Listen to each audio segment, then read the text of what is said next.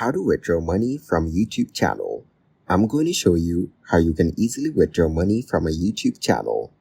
Start by verifying your identity. Once your earnings reach the required threshold, you will be prompted to confirm your identity to continue monetizing and receiving payments. After that, verify your address by entering a PIN sent to you by mail into the AdSense account. This process usually takes 3 to 4 weeks for the PIN to arrive. Next, submit your tax information to Google, as this is required for all creators. Without it, Google may withhold up to 24% of your earnings globally.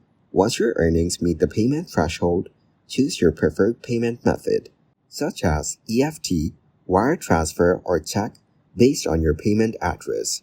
After receiving the payment threshold, a processing period will start.